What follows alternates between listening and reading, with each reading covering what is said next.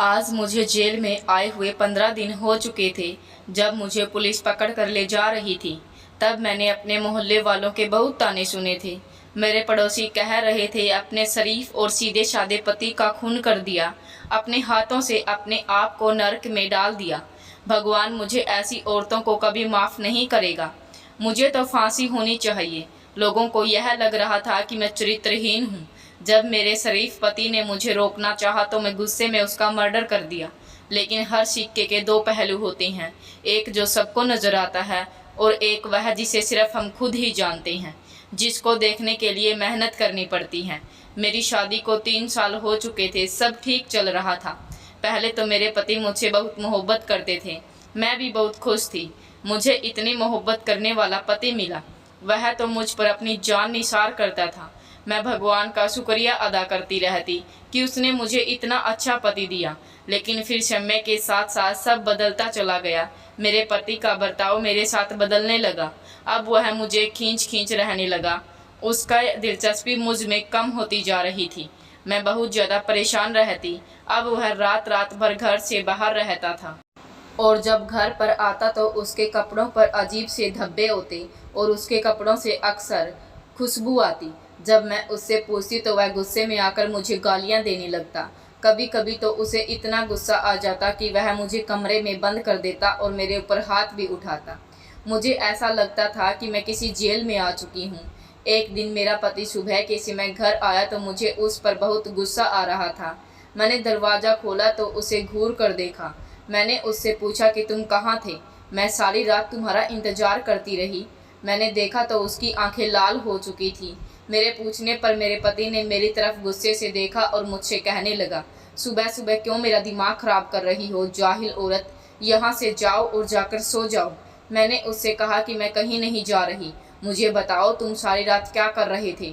मैं सारी रात घर पर अकेली रहती हूँ और तुम्हारे पास मेरे लिए समय ही नहीं है। मैंने चेक करके उससे पूछा। उसने मुझसे कहा कि तुम क्या चाहती हो? क्या मैं सारा दिन घर पर पड़ा रहूं और तुम्हारी जी हजूरी करता रहूं? यह कहकर वह मेरे कमरे से चला गया। मैं भी उसके पीछे पीछे कमरे में चली गई। वह आराम से बैठकर अपना मोबाइल चला रहा था। यह देखकर मुझे बहुत गुस्सा आया कि वह मेरी रात की नींद हराम करके अब आराम से बैठा है। अब तो यह रोज का ही हो चुका था। वह जब भी घर आता तो उसके कपड़े फटे हुए होते, कभी उसका कलर फटा हुआ होता तो कभी उसकी शर्ट नीचे से फटी हुई होती। अब मुझे उस पर शक होने लगा था। मुझे उसकी जेब से अजीब चीज़ें मिल रही थी। मुझे यकीन हो गया कि मेरा पति मुझे धोखा दे रहा है। शायद वह बाजारू औरतों के चक्कर में पड़ चुका है। मैं उसकी हरकतों से बहुत ज़्यादा तंग आ गई थी। यह बातें सोच सोचकर मैं डिप्रेशन का शिकार हो रही थी। दुनिया की नज़र में तो मेरा पति एक बहुत अच्छा आदमी था। सब लोग उसको बहुत अच्छा समझते थे और उसकी बहुत इज्जत करते थे। लेकिन घर में इसका उल्टा था। घर में वह ऐसे रहता था जैसे कोई दरिंदा हो। उस पर हर समय गुस्सा सवार रहता। एक दिन जब मैं उसके कपड़े धो रही थी तो मेरा हाथ उसकी जेब पर लगा। उसकी जेब से निकली चीज़ों को देखकर मैं हैरान रह गई। जब मैंने अपने पति से इस बारे में सवाल किया तो वह घबरा गया। मुझसे कहने लगा कि तुम्हें क्या लगता है, क्या मैं यह सब करता फिर रहा हूँ? तुम मुझ पर शक करती हो, मेरी जासूसी करती हो। मैंने उससे कहा, तुम इंसान नहीं जानवर हो। सच सच बताओ, अब तक कितनी जिंदगियों को ख़त्म कर चुके हो? मैं गुस्से और अफसोस के साथ उससे यह बात पूछ रही थी। हमारी बात बढ़ते बढ़ते मारपीट तक आ गई। उसने भी गुस्से में मुझसे कहा कि तुम बकवास कर रही हो, मेरे आगे अपनी जुबान चला रही हो। अगर तुमने अब मुझे एक भी सवाल किया तो मैं तुम्हें जान से मार दूंगा। मेरे और मेरे पति के बीच में झगड़ा बहुत बढ़ गया। वह गुस्से में मेरी तरफ आकर मुझे मारने लगा। मैंने अपने बचाव के लिए एक डंडा उठा लिया। मैं उससे डर गई थी। जाने अनजाने में मैंने अपने पति के सर पर वह डंडा मार दिया। उसके सर से बहुत ज़्यादा खून निकल रहा था, जिससे पूरी ज़मीन लाल हो गई और वह खुद भी ज़मीन पर गिर गया। हमारे पड़ोसियों ने शायद हमारे झगड़े की आवाज़ सुन ली थी, इसलिए उन्होंने एकदम पुलिस को कॉल कर दी। जब मेरे घर के बाहर से मुझे सायरन की आवाज़ आई तब मुझे होश आया। मैंने देखा कि मेरा पति मृत हालत में ज़मीन पर पड़ा था। इतने में पुलिस अंदर आ गई और उसने मुझे अरेस्ट कर लिया और ले जाकर जेल में डाल दिया। वहाँ मेरे साथ एक बूढ़ी औरत भी थी। शायद उसने भी किसी का मर्डर किया था। मैं उस बूढ़ी औरत को देखकर बहुत ज़्यादा डरती थी, क्योंकि वह बहुत अजीब और गरीब सी हरकतें करती रहती। कभी बैठे बैठे हंसने लगती तो कभी बैठे बैठे खुद ही रोने लगती। मुझे तो उस पर शक होता था कि वह पागल है, लेकिन ऐसा नहीं था, वह बिल्कुल ठीक थी। मेरे लिए शुरू शुरू में जेल में रहना बहुत मुश्किल था। मैं यहाँ रात रात भर जागती रहती। मैं सोचती कहीं यह औरत मुझ पर अटैक ना कर दे। आखिर ऐसा कब तक चलेगा? मैं कब तक इस औरत से डरती रहूँगी? एक दिन मैं उस औरत से डरना छोड़ दिया, क्योंकि मैं समझ गई थी कि अब मेरी बातें जिंदगी यहीं पर कटनी थी। वह बूढ़ी औरत मेरे साथ यहीं रहेगी। इसलिए मैंने हिम्मत की और उससे डरने की बजाय चैन से रहने लगी। मैं अक्सर अपने पति और उसकी हरकतों के बारे में सोचती। इसी तरह दिन गुजर रहे थे, लेकिन मुझे एक चीज़ ने शक में डाल रखा था। वह बूढ़ी औरत रोज एक तस्वीर को देखती और उसे देखकर रोती रहती। कई कई घंटे तक वह इस तस्वीर को हाथ में लिए बैठी रहती और रोती रहती। मेरा शक दिन ब दिन बढ़ता जा रहा था। मैंने कई बार सोचा कि उस बुढ़िया से यह तस्वीर लेकर देखूं, लेकिन वह मुझे इतनी अजीब नज़रों से देखती थी कि मुझे उससे डर लगने लगता और मैं अपने इस ख्याल को छोड़ दिया करती। एक दिन वह बूढ़ी औरत रोते रोते कुछ बड़ा रही थी। वह कह रही थी, मुझे माफ़ कर दे और मेरे पास वापस आ जा। भगवान के लिए मुझे माफ़ कर दे। मैं बहुत ध्यान से उसकी यह बात सुन रही थी। मुझे हैरत हुई कि आखिर यह बूढ़ी औरत किसकी तस्वीर से बात कर रही है। आखिर यह कौन है और ऐसा क्या हुआ है इसकी ज़िंदगी में? क्या सच में इस औरत ने किसी का मर्डर किया है? मुझे हैरत हुई। मैंने सोचा कि इस औरत से पूछूं, यह तस्वीर किसकी है। इसलिए मैं उठी और उस बूढ़ी औरत के पास जाकर बैठ गई। मैं अभी इसके पास जाकर बैठी ही थी, वह घबरा कर मुझ पर झपट पड़ी। इसके अचानक किए गए हमले से मैं संभल नहीं पाई और ज़मीन पर गिर गई, जिससे मेरी कमर में चोट आई। मैंने अपने आप को इससे छुड़वाना चाहा, लेकिन मेरी कमर की चोट की वजह से मैं नहीं छुड़ा पाई। मैंने शोर मचाना शुरू कर दिया, बचाओ बचाओ, कोई बचाओ, यहाँ मुझे इस औरत से छुड़वाओ। मेरी आवाज़ सुनकर 2 लेडी कांस्टेबल आई और उन्होंने मुझे इस औरत से आज़ाद करवाया। वह बूढ़ी औरत कांपते हाथों के साथ मुझे न खा जाने वाली नज़रों से देख रही थी। एक कांस्टेबल ने उसे पकड़ रखा था। मैं समझ नहीं पा रही थी कि आखिर उसने मेरे साथ यह सब क्यों किया। मुझे चक्कर आने लगे, मेरा दिल एकदम घबराने लगा। मुझे ऐसा लग रहा था कि जैसे मैं बेहोश हो जाऊंगी। बहुत ही मुश्किल से मैं ज़मीन पर बैठी थी। वह औरत अभी मुझे घूर रही थी। मुझे उसके देखने का तरीका बहुत ही डरावना लग रहा था। मैंने अपनी आंखें बंद कर ली। मुझे पता नहीं चला कि मेरी कब आंख लग गई। जेल के अंदर लाइट जली और खाने का शोर हुआ तो मेरी आंख खुल गई। रात से मेरी तबीयत मुझे काफ़ी बिगड़ी हुई लग रही थी। मैंने यह सोचकर नज़रअंदाज कर दिया कि शायद डर और खाना न मिलने की वजह से मेरी तबीयत खराब हो रही है। फिर एक लेडी कांस्टेबल मेरे पास खाना लेकर आई। मैंने उसमें से थोड़ा खाना खाया और मैं लेट गई। मैंने एक नज़र उस औरत पर डाली तो अब भी वही तस्वीर लिए बैठी थी। मैंने उसे नज़रअंदाज करने के लिए अपने हाथों की तरफ देखकर उसे पर नाखूनों के निशान थे और मेरे हाथों पर खून जम चुका था। अब मैं फिर से उस औरत से डरने लगी थी। मैं बहुत कोशिश कर रही थी कि मैं उससे ना डरूं, लेकिन फिर भी मुझे उस औरत से डर लग रहा था। वह औरत बैठे बैठे मुझे देखकर बहुत ही अजीब तरीके से हंसने लगी।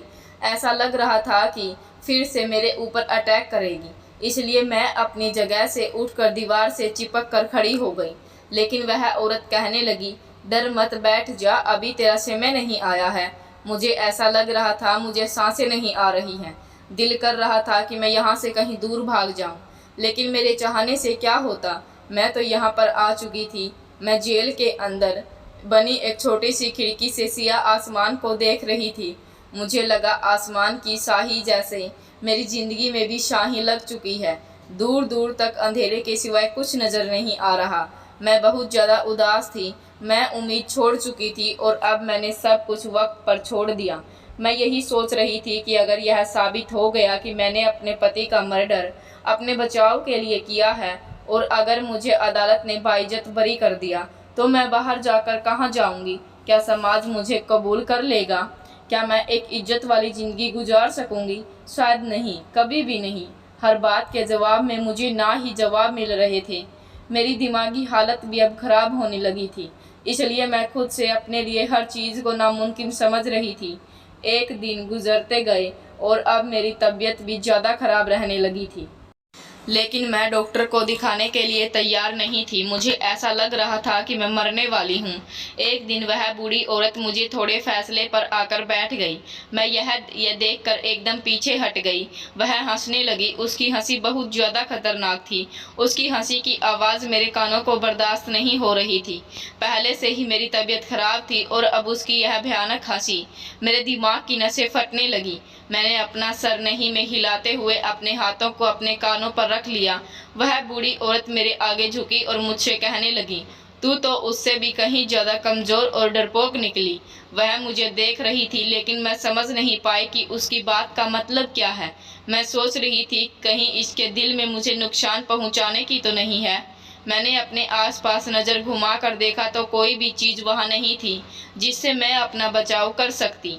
घर वह भी दिन गुजर गया। अब अक्सर मेरे पेट में दर्द रहने लगा और मुझे चक्कर भी आते थे। लेकिन इस बार मुझे जेल के डॉक्टर को दिखाया गया। जो खबर मैंने सुनी वह खुशी की थी। मैं मां बनने वाली थी, लेकिन मैं समझ नहीं पा रही थी कि मैं इस बात को सुनकर खुश हूँ या दुखी। अब मुझे एक और टेंशन हो गई थी, कहीं यह बूढ़ी औरत मेरे बच्चे को नुकसान ना पहुंचा दे। यह सोचकर ही मैं कांप गई थी, क्योंकि अब मुझे खुद से ज़्यादा अपने बच्चे की फिक्र थी। मैंने सोच लिया था कि अब अपना पूरा ख्याल रखूंगी। चेकअप के बाद मुझे दोबारा जेल में लाया गया। मैं अंदर आकर बैठी और जेल में बनी छोटी सी खिड़की की तरफ देख रही थी, जहां से हल्की हल्की सूरज की रोशनी अंदर आ रही थी। तभी मुझे ऐसी आवाज़ आई कि वह बूढ़ी औरत कुछ कह रही थी। जब मैं गौर से सुना तो वह कह रही थी कि छोटी सी खिड़की से आई हुई रोशनी सिर्फ तुझे समय के बारे में बता सकती है, लेकिन अगर तुझे यह लगता है कि छोटी सी खिड़की से तुझे कोई राह दिख जाएगी तो यह तेरी भूल है। वह कहते कहते हंसने लगी। मैंने उससे कहा कि आपको क्या लगता है मैं यहाँ से भागने का सोच रही हूँ? वह कहने लगी कि मनहूस औरत, यह जेल की चार दीवारी की खिड़की तुझे निकालने का रास्ता नहीं दे सकती। वह खिड़की की तरफ इशारा कर रही थी। अपनी बात कहकर फिर से हंसने लगी। मुझे ऐसा लग रहा था कि उसे दौरा पड़ रहा है। मैं वहां खामोश होकर बैठ गई। वह बहुत देर तक हंसती रही। रात का पता नहीं कौन सा समय था कि मेरी आंख उस औरत की सिसकियों से खुली। मैं अपनी आंखों से मसलती हुई उठकर बैठ गई और उसे देखा तो वह उस तस्वीर को देखकर रो रही थी। उसकी आंखों से आंसू बह रहे थे। एक बार अपनी आंखों को रगड़ रगड़ कर अपने मैले दुपट्टे से आंसू साफ कर रही थी। मुझे फिर से एक बार उस पर शक होने लगा। जेल के बाहर एक छोटी सी लाइट जल रही थी, जिसे जेल में भी रोशनी हो रही थी। मैं उठी और उसकी तरफ जाने लगी, लेकिन मुझे उस बुढ़िया की पहले की हरकत याद आ गई तो मैं दोबारा वहीं अपनी जगह पर आकर बैठ गई। मुझ में इतनी हिम्मत नहीं थी कि मैं वह तस्वीर देख सकूं। मुझे डर था कि कहीं वह बूढ़ी औरत मुझे नुकसान ना पहुंचा दे, इसलिए मैंने कुछ भी करने से बेहतर यही समझा कि वापस अपनी जगह पर खामोशी से बैठ जाऊं। एक दिन मेरी तबीयत बहुत ज़्यादा खराब लग रही थी। कमर के दर्द की वजह से मैं उठ भी नहीं पा रही थी। मेरा गला प्यास की वजह से सूख गया था। मैं उठकर पानी पीना चाहती थी, लेकिन मैं अपनी जगह से हिल भी नहीं पा रही थी। उस बूढ़ी औरत ने मैंने आवाज़ दी और उससे कहा कि प्लीज़ मुझे पानी दे दो। उसने बंद आंखों से मैंने उससे देखा कि वह गिलास पकड़े मेरी तरफ आ रही थी। वह मेरे पास आई और पूरा गिलास मेरे मुंह पर उल्टा दिया। कुछ पानी मेरे मुंह के अंदर गया और कुछ पानी मेरी नाक में चला गया, जिसकी वजह से मुझे फंदा लग गया और मैं खांस रही थी। वह ज़मीन पर लेटी हंसने लगी। मेरी आंखों में बहुत ज़्यादा पानी आ गया था। मैंने थोड़ी सी आंख खोलकर उसे देखा कि वह बहुत ज़्यादा हंस रही थी और तालियां बजा रही थी। मुझे उससे डर लग रहा था। अभी मुझे उसको देखकर यही लग रहा था कि वह पागल औरत है या फिर मुझे नुकसान पहुंचाना चाहती है। मुझे लग रहा था कि अगर मैं इसके साथ रहूंगी तो कुछ दिनों में ही पागल हो जाऊंगी। मेरी खांसी की आवाज़ सुनकर एक लेडी कांस्टेबल अंदर आई और मुझे सहारा देकर बाहर ले गई। मुझे बाहर आते हुए भी उस बूढ़ी औरत की आवाज़ सुनाई दे रही थी। वह बहुत ज़ोर से कह रही थी कि तू अभी नहीं मरेगी, मैं तुझे वैसे ही तकलीफ़ देकर मारूंगी जैसे तूने मेरी बेटी को मारा है। उसकी बात सुनकर तो मेरे जैसे आसमान टूट पड़ा। मैंने उसे पलट कर देखा और मैं बाहर बैठ गई और सोचने लगी, मैंने कब उसकी बेटी को मारा है? मैं तो अपने आप भी नहीं जानती हूँ। कुछ ही दिनों से यह सब चल रहा था। वह तस्वीर देखती और रोती रहती। मैं खामोशी से बैठे बैठे उसकी हरकतें देखती रहती। मुझे ऐसा लग रहा था कि मेरे जिस्म में थोड़ी थोड़ी जान निकल रही है। कुछ दिन बाद मुझे फिर से उस पर शक हुआ। मैं उठी और उस बुढ़िया के पास बैठ गई और मैं उस तस्वीर को देखने की कोशिश करने लगी, लेकिन उस बुढ़िया ने तस्वीर को छुपा लिया, मुझे धक्का दे दिया और कोने में बैठकर जोर जोर से कहने लगी, मनहूस औरत, मुझसे दूर रह। मेरी बेटी को तूने मार ही दिया, क्या तुम मुझे भी मार डालोगी? उसे भी तो मार दिया, भगवान करे कि तू ही मर जाए। गुस्से में बोलने के साथ साथ वह रो रही थी, उसका पूरा जिस्म कांप रहा था। मैं बड़ी नज़रों से उसे देख रही थी। पता नहीं वह मेरे साथ ऐसा क्यों कर रही थी। आखिर मैंने उसका क्या बिगाड़ा था? मैं तो इस औरत को जानती भी नहीं थी। आखिर वह किसकी तस्वीर थी जिसे देखकर वह रोती रहती है? यह सब सोच सोच कर मैं उलझ रही थी। अब मुझे हर हाल में वह तस्वीर देखनी थी। मुझे जानना था जो वह तस्वीर किसकी है। मैंने रात होने का इंतजार किया। उस बुढ़िया के सामने मैं लेट गई और सोने का नाटक करने लगी। जब उस बुढ़िया को लगा कि मैं सो गई हूँ तो वह भी सो गई। थोड़ी देर बाद मैंने देखा वह सो चुकी थी। मैं आराम से उठकर उसके पास गई और उस तस्वीर को उसके बिस्तर से उठा लिया। तस्वीर देखकर मेरे पैरों तले से ज़मीन निकल गई। उस तस्वीर में जो लड़की थी वह मुझे जानी पहचानी लग रही थी, लेकिन मुझे याद नहीं आ रहा था कि वह लड़की कौन है। इतने में वह बुढ़िया उठकर बैठ गई और मुझे घूरने लगी। मैंने खामोशी से वह तस्वीर उसकी जगह पर वापस रख दी और वहां से उठकर अपनी जगह पर जाने लगी। अभी मैंने 2 कदम ही बढ़ाए थे कि वह बुढ़िया बोल उठी, जानती हो यह कौन है? उसने मुझसे सवाल किया। मैंने मुड़कर देखा तो वह मुझे नॉर्मल लग रही थी। आज मैंने उसकी आंखों में अपने लिए नफरत की वजह बरसों पुराना जख्म झलकता देखा। मैं वहीं खड़े होकर सोचने लगी कि कहीं यह बुढ़िया मुझे मार ना दे, कहीं इसका कोई प्लान ना हो। लेकिन फिर मैं कुछ सोचकर इस बुढ़िया के पास आकर बैठ गई। तब उसने बोलना शुरू किया और मुझसे कहने लगी कि तेरे पति का नाम आकाश था ना? मैं एकदम घबरा गई और हैरान हो गई कि उसे मेरे पति का नाम कैसे पता चला। अब पता नहीं वह कौन सा राज था जो मुझ पर खोलने वाली थी। मैंने उसे हाँ में जवाब दिया तो वह कहने लगी कि यह तस्वीर मेरी बेटी की है। देखो मेरी बेटी, मेरे जिगर का टुकड़ा, कितनी खूबसूरत है। मेरी बेटी और तुम्हारा पति आकाश एक साथ पढ़ते थे, दोनों में अच्छी खासी दोस्ती थी। मेरी बेटी अक्सर तुम्हारे पति के बारे में मुझे बताया करती थी। मुझे लगा था कि यह सिर्फ दोस्ती है, इसलिए मैंने उसकी बातों पर ज़्यादा ध्यान नहीं दिया। फिर बात इतनी आगे बढ़ गई थी कि एक दिन मैंने अपनी बेटी को उस आदमी के लिए तड़पते हुए देखा। मुझे अपनी बेटी को देखकर बहुत ज़्यादा अफसोस हुआ, लेकिन मैं उसे समझाने के अलावा और कुछ नहीं कह सकती थी। मेरी बेटी को आकाश से मोहब्बत हो गई थी। वह हर समय घर में उसी की बातें करती रहती, घंटों घंटों फ़ोन पर उससे बातें भी होती थी। लेकिन आकाश को मेरी बेटी से मोहब्बत नहीं थी, यह तो सिर्फ उसके साथ टाइम पास कर रहा था। मैंने अपनी बेटी को बहुत समझाया कि उसका पीछा छोड़ दो, वह अच्छा लड़का नहीं है। अगर तुम मुझसे शादी करोगी तो तुम्हें 2 वक्त की रोटी भी नहीं दे पाएगा, लेकिन वह हर वक्त तुम्हें जलील करेगा। लेकिन मेरी बेटी ने मेरी एक बात नहीं सुनी और यह सब कुछ चलता रहा। बदनामी की वजह से मैं भी चुप रही, क्योंकि मैं नहीं चाहती कि किसी को मेरी बेटी के बारे में कुछ पता चले। पढ़ाई पूरी होने के बाद उसने कॉलेज छोड़ दिया। कॉलेज के साथ में उसने मेरी बेटी को भी छोड़ दिया। उसे देखकर मुझे बहुत ज़्यादा तकलीफ़ होती थी। मैंने इतने लाड प्यार से उसे पाला था। वह नहीं चाहती थी कि उसके रिश्ते आए, लेकिन वह मना कर देती थी। मैंने हिम्मत नहीं हारी। एक दिन मेरी बेटी को पता चला कि आकाश ने शादी कर ली तो वह पूरी तरीके से टूट गई। अब वह बहुत ज़्यादा उदास रहने लगी थी। मुझे नहीं पता था कि उसके दिमाग में क्या चल रहा है। उसने मेरे बारे में बिल्कुल भी नहीं सोचा और ना ही अपने पिता के बारे में।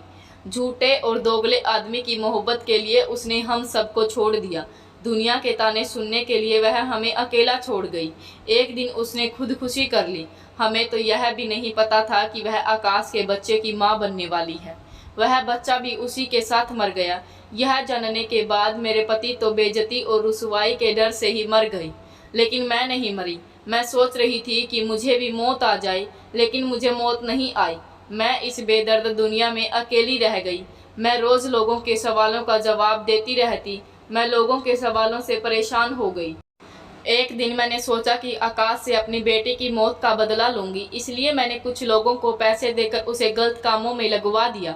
वह तो पहले भी बिगड़ा हुआ ही था, मैं चाहती थी कि वह बर्बाद हो जाए, उसकी शादीशुदा जिंदगी भी खराब हो जाए, कहीं भी अपना मुंह दिखाने के काबिल नहीं रहे, जिस तरह मैं लोगों का मुंह दिखाने के काबिल नहीं रही। फिर एक दिन मेरे घर मेरी ननंद आई और उसने मेरी बेटी के बारे में मुझे बहुत गलत बातें की। मुझे उसकी बातों से इतना गुस्सा आया कि मैंने उसका खून कर दिया। आकाश भी पूरी तरीके से गलत संगत में पड़ चुका था। मैं उसके खून के जुर्म में जेल आ गई।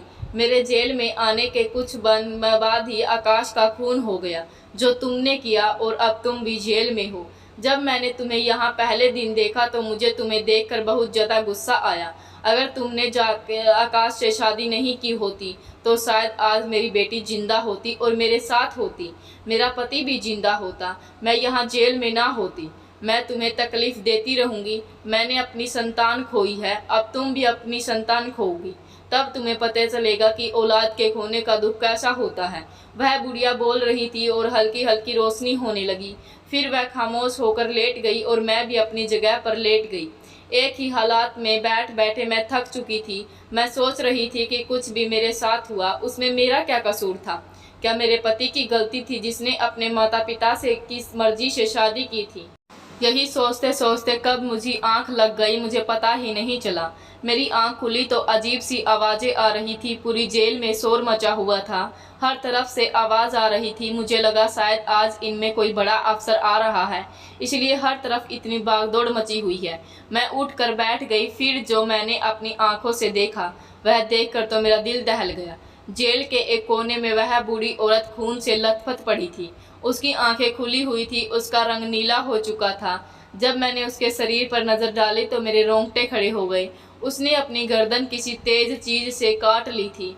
इतने में कुछ पुलिस वाले जेल के अंदर आए और उस औरत की लाश को एक तख्ते पर डाल कर ले गए।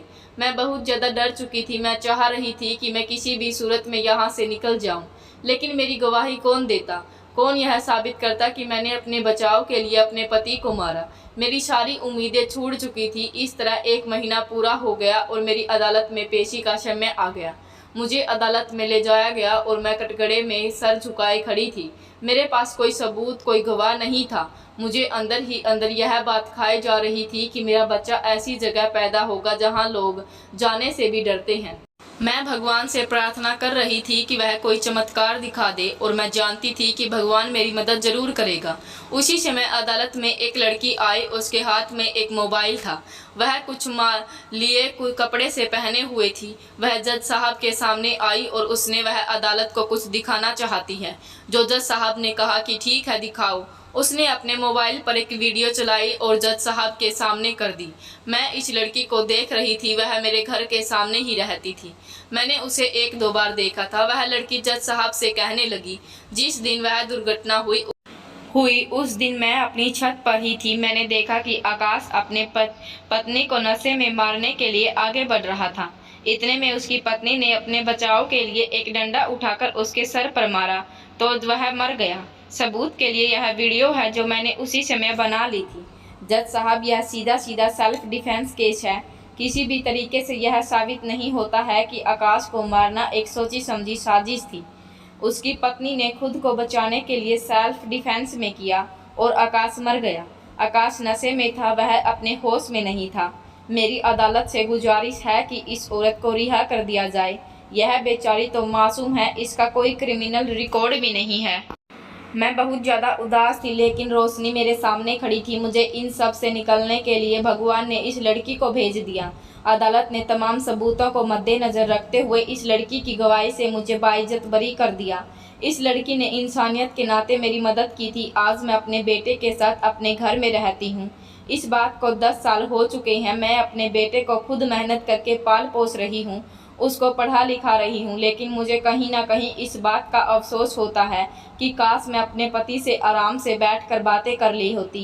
काश मैंने उनकी जांच पड़ताल कर ली होती। आज मेरे बेटे के सर पर उसके पिता का साया होता। जो समय मैं जेल में गुजारा उससे मुझे बहुत कुछ सीखने को मिला। मैं समझ चुकी हूँ कि अपनी ज़िंदगी को बहुत अनमोल होती है। मुझे मालूम हो चुका था कि मायूसी इंसान को मार देती है, लेकिन अगर भगवान पर यकीन हो तो हमारे साथ कुछ भी गलत नहीं हो सकता। उम्मीद करती हूँ दोस्तों कहानी पसंद आई होगी। पसंद आई है तो लाइक करें और चैनल को सब्सक्राइब करें।